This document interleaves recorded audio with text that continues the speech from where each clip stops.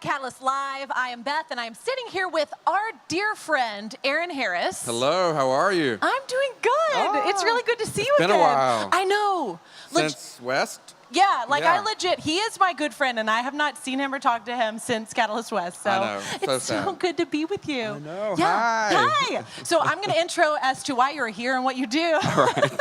So Aaron is the mastermind behind a lot of the design experiences that we have here at Catalyst. A lot of the attendees, they'll come in, and there's so many different things that you have built creatively that take people through the theme of wonder. And so I would love for you to just talk through what you do. Your company is called? The Design Church. The Design Church. And that's fairly new, right? It is, yeah. It's been part of Aaron Harris Art. That's just part of it. That's sort of the face of it now. Yeah. So, you just built that website in the last year, am I right? Yeah, about a year ago. Okay. Yeah. Looks really good. Oh, thank you. Yeah, I read the whole thing. You read every page? I mean, Awesome. I think so. My bio? Give or take. Yeah, I read I'm your going to bio. ask you questions. No. Okay.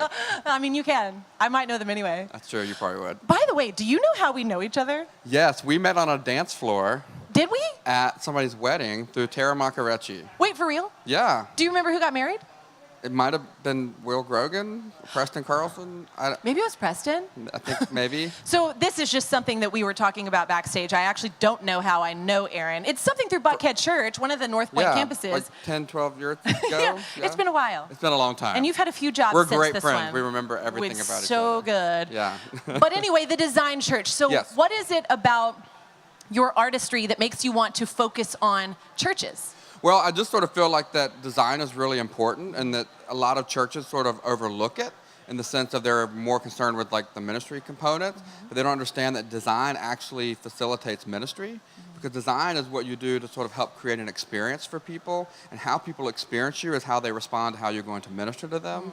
So design helps you sort of build the trust, engage them with content in a lot of different ways. So it actually sort of softens the soils for you to plant the seed in the service and then cultivate it later through the ministry. And most people just don't understand that design is super important in that way. And actually the scriptures talk about how design is so important to God. It's something that he focused on. Like even the way he built the temple, he was very specific about what it should look like. And we just sort of lost that. And I think our buildings and our environment should point to the glory and wonder of God. And if they don't, I think you're missing a big opportunity. And you're really sort of not using an opportunity to sort of reflect who God is to that person, and also it shows a little bit of who you are as a church as well. So I just sort of wanted to focus. I was already doing the work for churches and realizing how much great success we would have with just even little changes in the way we would lay out a lobby, the way we would do signage or color. That would really change the way people were experiencing. Even just like from a guest services perspective, we were getting so many great comments back that we decided to sort of just take it and go further with it, and we've had a lot of success with it, and we just sort of wanted to take what we've learned and share it with churches. They can do it on their own, or even bring us in to help them with it too, which would be great sometimes. Which would be great. Yeah. Hint. Okay, well, I want the people at home to see some of your work because for real, I don't know how you think of this stuff. So let's look at some pictures. All right. And so what church is this? So this is Gwinnett Church. This is one of our Atlanta campuses, part of North Point Ministries, which is Andy Stanley's church. And this is an environment we call the gallery. This is where first-time visitors would come right after the service. So we wanted to give a really open, modern environment, but we also wanted it to feel sort of homey, so we put fireplace sort of feel in there. This is where they can come in and ask a lot of questions that maybe they have about the church and interact with people. So on Sunday, this would be full. We serve food and drinks, and there's volunteers here that sort of know the story of Gwinnett and can answer all their questions. So this is sort of like a living room kind of environment. Room. Yeah. It really is. They use it for a lot of meetings and events and stuff too. But this is actually one of my favorite spaces. That table that is made out of a beam from some old warehouse in Savannah, and it's absolutely gorgeous. You guys made that table? We did. We designed the tables and all the shelves bookshelves? and everything. Yeah. Wow, nice. That's beautiful. Okay, next slide. This is also at Gwinnett Church. One of the main things about how you can use design in your church is that often you have a mission and a vision as a staff, but so many times that stops with you because your volunteers and your members don't know how to tell what your mission and vision is, and they don't understand the story behind your church. So we wanted to engage everybody through stories so that as volunteers took visitors through, they could tell the story for us. We wouldn't have to tell it. And then now, when people are coming, they bring guests, they take them to these walls and tell them the stories. So this shows how this church really got its start was through a campaign called Being for Gwinnett, because it's in an area called Gwinnett County. And it says, that quote there is one of my favorites. It says, for far too long, the church has been known for what it is against. We want to be known for what we are for. We are for Gwinnett. So they do a lot of stuff in the community to let the community know they're for them. So this is one of the walls in the main hallway. So that's super cool. Okay, what we got next? All right, so this was for a thing called MP Nights, and we created an experience for people to go in and answer questions. In a way, it was sort of anonymously, but they were being videoed, and it was used as title package as part of a sermon series. And the whole point was for people to just come as you are.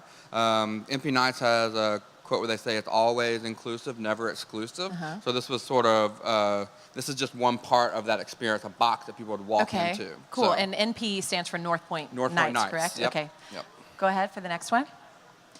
All right, so This is really curious to me because it looks like those are little pebbles, but can you describe what you made that out of? yeah, so this is for a church in Chicago called Soul City Church, which is Jarrett and Jeannie Stevens. This was for their 3-year anniversary, and a comment they make all the time is the only God. So they wanted to create an altar experience for people to talk about something only God could have done in their lives for having been a part of the church for those 3 years.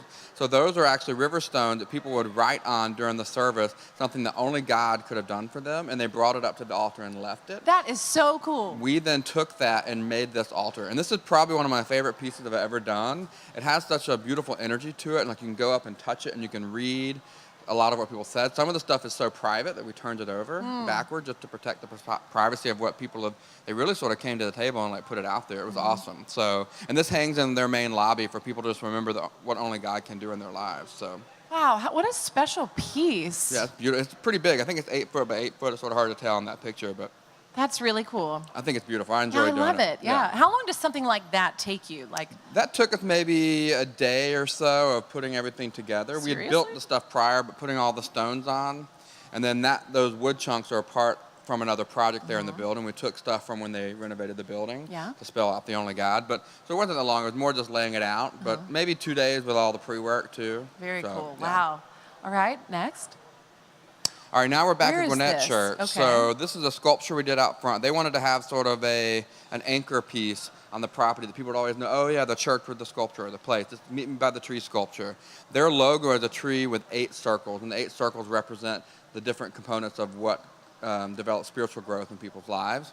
And so we did a sort of an abstracted interpretation of it. So that's about a 40-foot tall sculpture made of steel and wood. Wow. And that's what you see right when you pull on the property. How did you make that?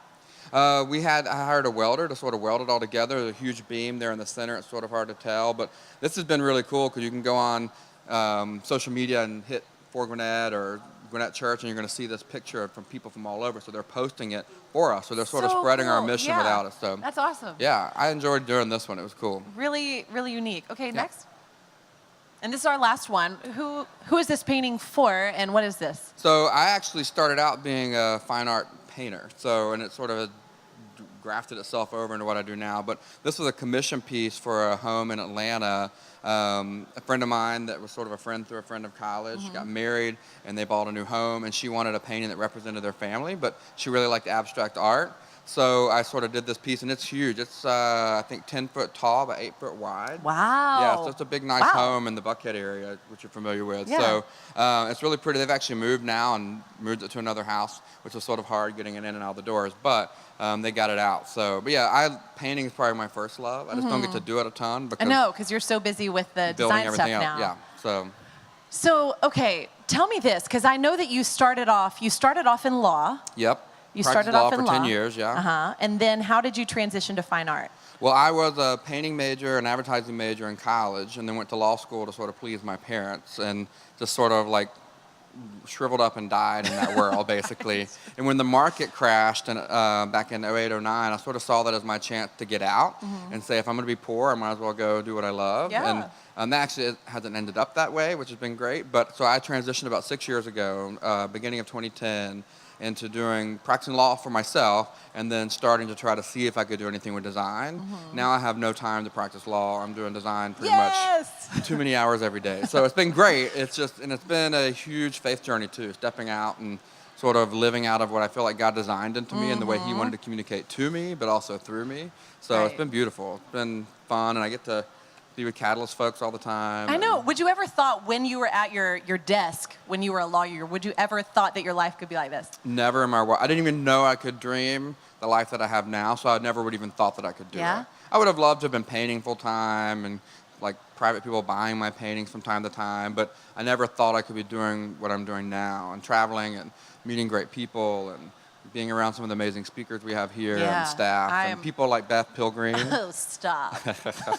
No, I'm so passionate about that, though. You know, I left another job, and I am now also a contract freelance artist, and I am so excited for other people who realize, oh, wait, I was made to do that thing that I really love doing, and I can make money doing it because that was gifted in me from God.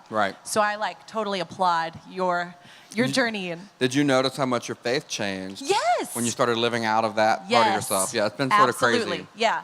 My experience with God is so different because I now experience him differently. Yeah. Because I'm living out of an authentic place. Yeah, so, and it's kind of wild, too. It's is. not so, like, but we trust, and he provides. Right. I love that. Yeah. Well, Aaron, thank you so much for joining us again. Did I You're just spit on your face? We love having you, and I love getting to share in God's gifting through you and getting to experience that. So we're glad that you could join us again. How can we keep in touch with you? Well, you can go to thedesignchurch.com, or you can follow me on social media, which is at Aaron Lee Harris. That's for Facebook, Instagram. Instagram's where I sort of operate most of the time because I'm so visual. But I'm on Twitter too, because I guess you have to every be. Now and then. But yeah, everything from Instagram goes to Twitter, so that's how I'm on Twitter. Cool. But yeah, that's probably the best two ways to get me. Through Design Church, you can contact me directly, and if you have questions, or even if people they're a part of a church that has really good design and they're doing an event really well, we want to see that and highlight them too. We don't want to just focus on our work. So if you have any of that, definitely reach out. We'd love to spotlight you and sort of share what you're doing well. Even if you're a designer that's working with churches, let us know. Call this guy. Well, up next, we've got Tripp and Tyler with Brian Wurzel, so stick around for that on Catalyst Live.